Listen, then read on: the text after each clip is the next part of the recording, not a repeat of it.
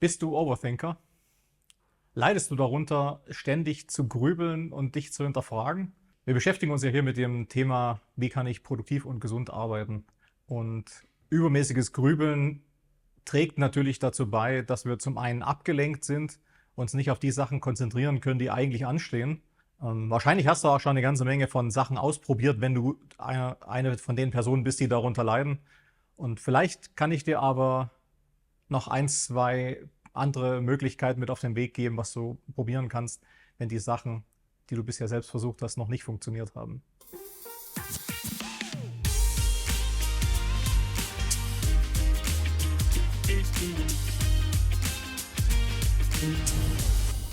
Hallo, mein Name ist Oliver Münch. Ich bin Business Coach. Auf diesem Kanal geht es darum, gesund und produktiv zu arbeiten. Ich möchte die nächsten paar Minuten nutzen, um mit euch zum einen darauf zu schauen, welche Formen kann eigentlich dieses Overthinking, dieses Grübeln annehmen und dann in dem zweiten Teil zu sehen, was habe ich denn für Möglichkeiten damit umzugehen. Zum einen kurzfristig und zum zweiten auch langfristig. Ich habe für das Overthinking 6 grobe Typen, auf die ich kurz eingehen möchte. Der erste Grübeltyp ist quasi der Perfektionist, also jemand, der überlegt, okay, was fehlt denn noch, wie kann ich es denn noch besser machen, was brauche ich, um 1000% zu erreichen. Der zweite Typ ist der Besorgte, der macht sich um alles Gedanken, der fragt sich immer, was wäre, wenn, der ist mit seinen Gedanken vielleicht eher in der Zukunft und was könnte schieflaufen und den beschäftigen seine Gedanken also genau mit solchen Fragen. Nummer 3 sind die Personen, denen es schwerfällt, Entscheidungen zu treffen. Also die eine Option nach der anderen abwägen und die sich einfach nicht entscheiden können und damit ihr Gehirn die ganze Zeit beschäftigen. Dann haben wir den Typ 4, der Ruminator. Also jemand, der ganz viel seine Gedanken um vergangene Ereignisse kreisen lässt, der überlegt, okay, was hätte ich anders machen können und wie hätte ich denn sonst noch agieren können. Also der immer wieder alte Erlebnisse durchkaut und wahrscheinlich die unangenehmen Sachen nicht ruhen lassen kann. Typ 5 ist der Analytiker, also die Person, die alles bis ins Kleinste zerlegen muss, die im Kopf jede einzelne Feinheit nochmal durchgeht und ein Gedankenexperiment draus macht, also sozusagen viel zu viel Energie reinsteckt in teilweise sogar nur einfache Probleme. Und der letzte Typ ist der Pessimist, der sich immer nur überlegt, was könnte eigentlich schiefgehen und warum wird es schiefgehen und warum kann es nicht einmal so laufen, wie ich mir das wünsche. Also ein Typus, der immer das Schlimmste erwartet und davon ausgeht, dass das auch eintritt. Diese Typen sind natürlich Schubladen. Äh, auch das ist so ein Overthinking-Muster, klassisches Schubladendenken, die uns aber in dem Fall helfen, ein kleines bisschen Ordnung reinzubringen. Und wenn wir selbst erkennen, zu welchem Typus wir gehören, hilft uns das vielleicht auch, dass wir selbst schon eine Möglichkeit haben, das Denken an einer Stelle auch mal sein zu lassen, weil wir uns ertappen, wie wir eigentlich in eins dieser Muster reinfallen. Ich würde gerne ein paar Vorschläge machen, was ihr probieren könnt, wenn ihr darunter leidet. Und möchte an der Stelle natürlich sagen, dass ich kein Therapeut bin und dass ich also auch nur Vorschläge machen kann, die ihr ausprobieren könnt. Und wenn ihr aber tatsächlich ernsthafte Probleme damit habt, solltet ihr euch professionelle Unterstützung suchen, für die dieses Video kein Ersatz sein kann. Als erstes schauen wir doch mal darauf, was kann man denn kurzfristig machen, wenn der Kopf keine Ruhe lässt. Und das erste, vielleicht das naheliegendste, wäre, dass man sich Ablenkung sucht.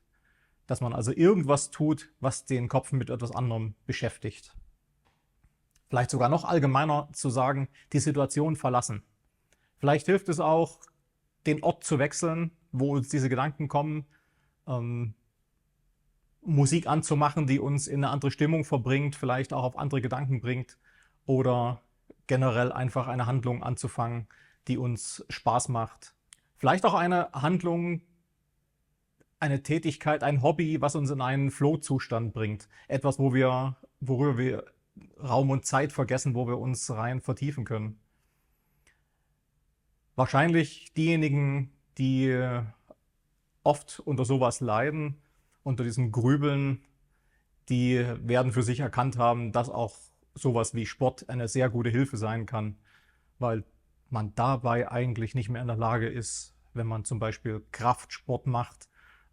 Selbst beim Schach ist man eigentlich nicht in der Lage, wenn man sich auf die Tätigkeit konzentriert, über andere Sachen weiter zu grübeln. Also auch das etwas, was den Kopf ausschaltet, und auch dadurch, dass Sport den Körper aktiviert, passiert nochmal einiges. Unter anderem werden da Stresshormone auch besser abgebaut, und die beruhigen den Körper etwas. Vielleicht hilft das teilweise auch schon, um wieder zur Ruhe zu kommen und klarere Gedanken zu haben. Bei dieser Art von Ablenkung muss ich natürlich schauen, dass das nicht einfach nur Patchwork ist. Also ich kann mich vielleicht kurzfristig von meinen Problemen befreien, aber vielleicht kann das Ganze auch in eine Abhängigkeit führen, dass ich weiß, okay, ich muss Sport machen, ich muss jeden Tag 2 Stunden diese oder jene Aktivität anwenden, dass der Kopf ruhig ist. Also die Gefahr birgt deswegen, weil ja die Gründe eigentlich dadurch nicht beseitigt werden, sondern es nur eine Ablenkung ist, mehr oder weniger auch eine Art Flucht von dem, mit dem man sich nicht auseinandersetzen kann in dem Moment.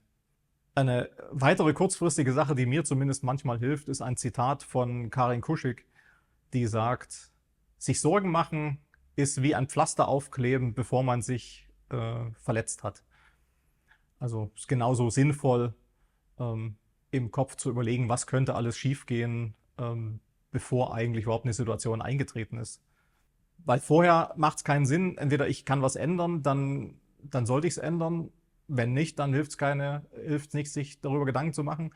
Und wenn es passiert ist, dann muss ich mir auch keine Sorgen mehr machen. Also das ist etwas, mir hilft das zumindest sehr.